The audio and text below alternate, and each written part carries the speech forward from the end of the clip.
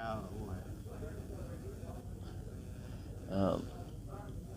370 को लेकर के पूरे देश में बहस हुई और मुझे याद है उस समय जब 370 को लेकर के लोकसभा में बहस हो रही थी, उस समय भी पार्टी के पक्ष में मैं खड़े होकर के बोल रहा था।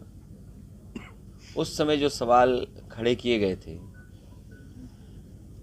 केवल समाजवादी पार्टी की तरफ से नहीं बल्कि अन्य दलों ने, और ख़ासकर जो चुन कर के आते हैं कश्मीर से, जम्मू से, उनके लीडर्स ने भी कुछ सवाल सरकार से पूछे थे। कई सवालों का जवाब सरकार नहीं दे पाई थी। कई अंतोगत्वा उन्हें सुप्रीम कोर्ट की तरफ जाना पड़ा। आज जब सुप्रीम कोर्ट का फैसला आया है तो सुप्रीम कोर्ट के फैसले के बाद कोई अब नई बात नहीं कही जा सकती है। सुप्रीम कोर्ट का फैसला जो आया उससे पूरे के पूरे लोग अपना तर्क दे सकते हैं, लेकिन सहमत हैं। सुप्रीम कोर्ट के फैसले के बाद कोई बात बनती नहीं है।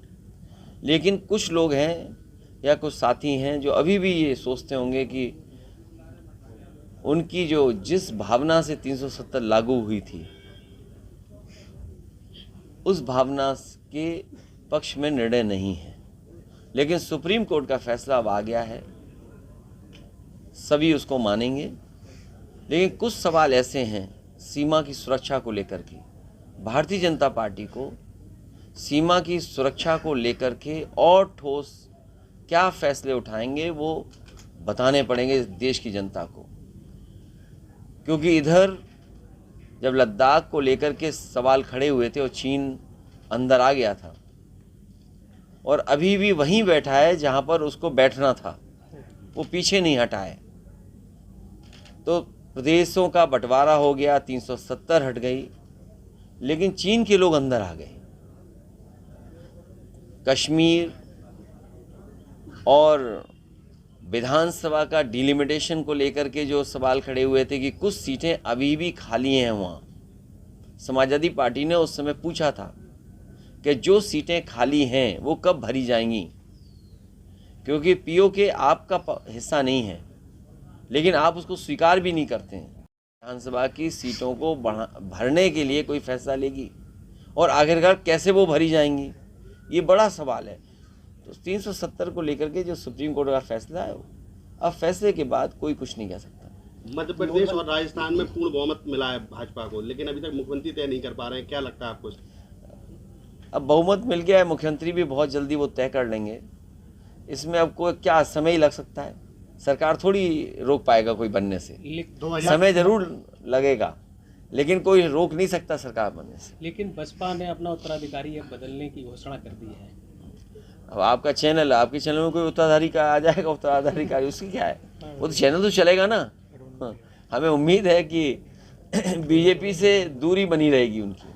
सबसे बड़ा राज्य उत्तर प्रदेश है, समाजवादी पार्टी बड़ी पार्टी है। किस तरह की 24 की तैयारियां हैं जिस तरह से विधानसभा चुनाव के नतीजों के बाद? 24 की बहुत बड़ी तैयारी है। उत्तर प्रदेश से ही बीजेपी आई थी, 14 में आए थे, 24 में चले जाएंगे। और सवाल वैसे के वैसे हैं। आप यहाँ जहाँ हम लोग बैठे हैं, समाजवादी पार्टी के कार्यकर्ता हैं, उनके कार्यक्रम में हम लोग शामिल होने आए हैं। आसपास सब किसान रहते हैं, जो हम लोग आप लोग बैठे दिख रहे हैं सब किसान हैं। बीजेपी वाले बताएं कि आय दोगुनी हो गई, क्या धान खरीदा गया। यहीं पास में 100 एकड़ में लगभग मंडी बन रही थी, जितना समाजवादियों ने बनाई उतनी ही बनी, उसके बाद मंडी नहीं बनी। सुना है यहाँ पर ज़मीन चिन्हित की जा रही है, नोटिफिकेशन हो रहा है कि कोई इंडस्ट्रियल हब बनेगा। अरे बीजेपी वालों, कब झूठ बोलना बंद करोगे? आपने कहा कि बुंदेलखंड में मिसाइल बनेगी, टैंक बनेंगे, बम बनेंगे। अभी तक बुंदेलखंड में एक सुतली बम नहीं बना पाए बीजेपी के लोग। तो डिफेंस एक्सपो के नाम पे एमओयू किए। अभी मुख्यमंत्री जी कह रहे थे, हालांकि मुख्यमंत्री जी का एक डायलॉग बहुत लोकप्रिय है, 46 में 56, लेकिन उसके बावजूद भी वो कह रहे थे कि 40 लाख करोड़ का एमओयू हुआ है। आखिरकार ज़मीन पर कितना पहुंचा है? और अगर ज़मीन पर पहुंचा है तो कितने लोगों को नौकरी और कितने लोगों को रोज़गार मिला है उस एमओयू के माध्यम से।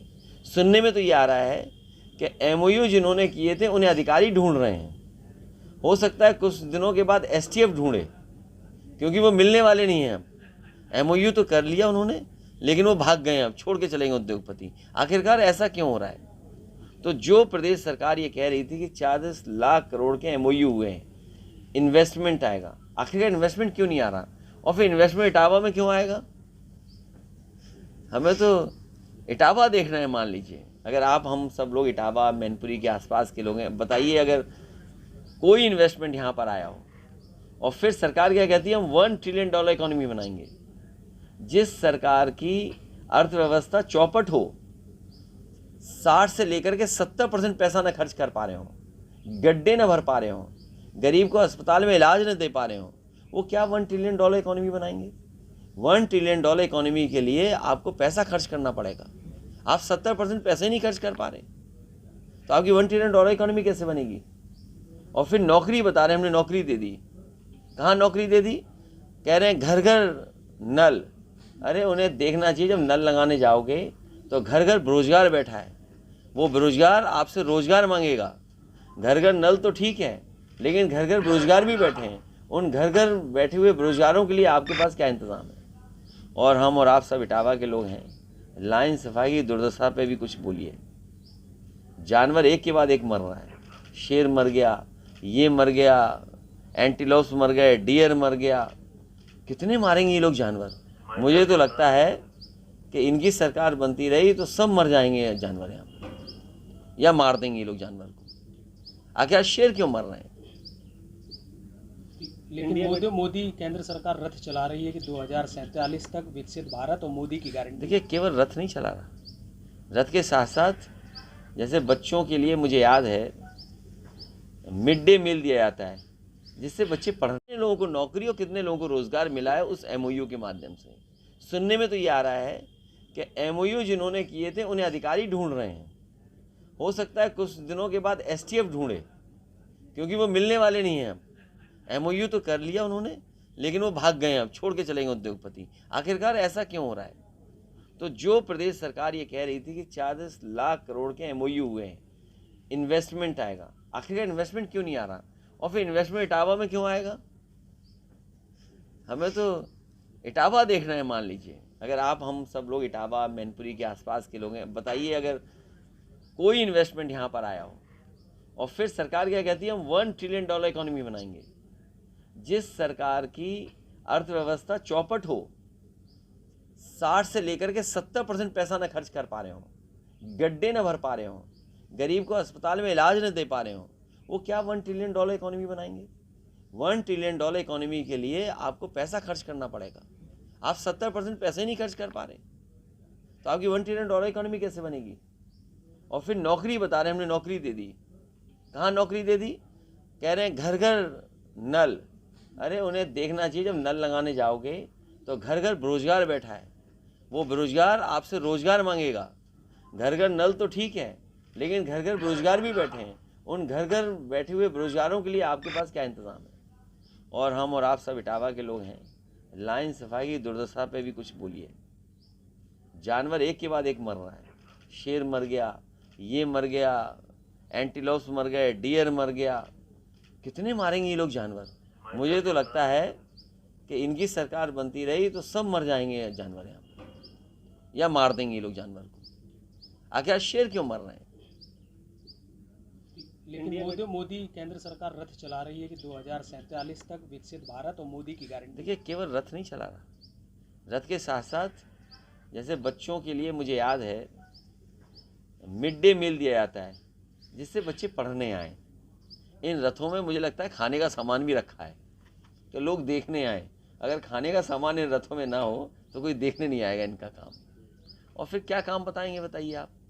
जिस सरकार ने चरम सीमा पर महंगाई बढ़ा दी हो, चरम सीमा बेरोजगारी बढ़ा दी हो, इनकी सरकार में एक ही गारंटी है महंगाई की, इनके सरकार की गारंटी है बेरोजगारी की, इनके सरकार की गारंटी है कि सड़क पर ट्रैफिक पुलिस नहीं, सांड दिखाई देंगे आपको। और किसी बड़े शहर में आप चले जाएं, ट्रैफिक पुलिस से ज़्यादा सांड सड़कों पे दिखाई दे रहे हैं। तो ये गारंटी है इनकी कि अगर आप सड़क पे चलोगे तो बीजेपी की गारंटी है कि 60 जरूर मिलेगा आपको। 2024 लोकसभा चुनाव क्या अभी हाल में ही पैसा पकड़ा गया, जाने क्या क्या बातें चलाई जा रही हैं। आपको पीछे मुड़ के भी देखना चाहिए। एक समय पे आपने इत्र व्यापारी क्या पैसा पकड़ा था और समाजवादी पार्टी को बदनाम करने के लिए या समाजवादी पार्टी पर आरोप लगाने के लिए बाकायदा एक प्रोपेगेंडा किया गया। जनता ये जानना चाहती है, जिस इत्र व्यापारी पे 250 करोड़ रुपए पकड़े गए थे, 250 करोड़ रुपए, इसी तरह लॉकर में इसी तरह मशीनें आई थी, इसी तरह अधिकारी आए थे, सुनने में आ रहा है कि उसका पैसा वापस कर दिया। तो आखिरकार क्यों पैसा वापस कर दिया? अगर पैसा नहीं वापस किया है तो सरकार बताए, जिसके यहाँ 250 करोड़ रुपए पकड़े गए थे, जिस पे आरोप लगे थे बेईमानी के, भ्रष्टाचार के, तो आखिरकार सरकार ने क्यों वापस कर दिया? तो नोटबंदी जो स्कीम थी इनकी, उसके लिए क्या ये स्मारक बनवाएंगे? क्या नोटबंदी या इस तरह नोट पकड़ा जा रहा है, क्या इसके लिए स्मारक बनवाएंगे उस पैसे से? और स्मारक में कम से कम बीजेपी को माफीनामा लिखना चाहिए उसमें कि उनका फैसला गलत था। आज भी लोग काला धन बना रहे हैं, और काला धन अगर बन रहा है तो इनकी पॉलिसी की गलती है। आखिर क्या पॉलिसी है जिसके तहत लोग काला धन बना ले रहे हैं, और इतना बना ले रहे हैं कि मशीनें लगा करके गिनना पड़ रहा है? तो ये पॉलिसी किसकी खराब है? तो फिर नोटबंदी का क्या हुआ? कि अगर नोटबंदी से ही काला धन खत्म होना था तो अब तो काला धन लॉकरों में दिखाई दे रहा है। और फिर जिस इत्र व्यापारी के पास 250 करोड़ रुपए पकड़े गए थे, क्या पैसा वापस नहीं ले लिया इन्होंने, या वापस तो नहीं दे दिया? लेकिन जिस तरह से मोदी की फेम की बात की जाए तो पूरे वर्ल्ड लेवल पे नंबर 1 है, युवाओं की पहली पसंद है। कौन सा आंकड़ा है, कौन सा सर्वे का नाम बताओ आप? एक एजेंसी है वर्ल्ड लेवल की जो अरे एजेंसी देखिए, जैसे आपका चैनल है तो चैनल पे ऐड तभी चलता है जब कोई पैसा देता है। अगर कोई चाहे बिना पैसे के आपके चैनल पे ऐड चला लेगा तो बस समझ लीजिए किसी कंपनी को आप पैसा दे दीजिए और कंपनी आपका प्रचार करके बताएगी आप दुनिया में नंबर 1 है। हम तमाम लोगों को जानते हैं जो दुनिया में नंबर 1 है, अपने आप को डेली कहते हैं। एक मैगजीन छापते, बोला दुनिया में नंबर 1 मैगजीन। अरे कौन मान लेगा दुनिया में नंबर 1 मैगजीन, दुनिया में नंबर 1 अखबार? आपके अखबार भी तो लिखते हैं कि हम दुनिया में नंबर 1, हम प्रदेश में नंबर 1। जैसे हम आपसे जानना चाहें कि जो हिंदी अखबार हैं इनमें नंबर 1 कौन है, तो आप कभी एक का नाम ले दो, कभी दूसरे का नाम ले दोगे। इंडिया गठबंधन की अगली बैठक तो इसलिए जो एजेंसी करती है दुनिया में नंबर 1, तो दुनिया में नंबर 1 वाले लोग ये भी तो जानते होंगे भारत सबसे बेरोजगार देश है दुनिया में। हम प्रति व्यक्ति आय कहाँ खड़े हैं? दुनिया में लोगों को इलाज मिल जाता है, दवाइयाँ मिल जाती हैं, वहाँ के नागरिकों को सब सुविधाएं हैं। क्या भारत के नागरिकों को वो सुविधाएं हैं? दुनिया में कहीं इतनी बेरोजगारी नहीं होगी, इतनी बेरोजगारी है। और फिर दुनिया में नंबर 1 है तो दुनिया का नंबर 1 देश जो है वो बैलेट से वोट डालता है। अगर आप दुनिया में नंबर 1 हो गए हैं तो दुनिया के नंबर पे एक जो देश है उसकी नकल कर करके बैलेट पे भी वोट पड़वाइए, तो हम मानेंगे कि आप दुनिया में नंबर 1 हैं और नंबर 1 देश से कुछ सीख करके आए। गठबंधन को लेकर के कहते हैं होगा गठबंधन, अगली बैठक होने वाली है। जब बैठक होगी तो बैठक के बाद आपको बताएंगे बैठक में क्या हुआ। चलो धन्यवाद। कौन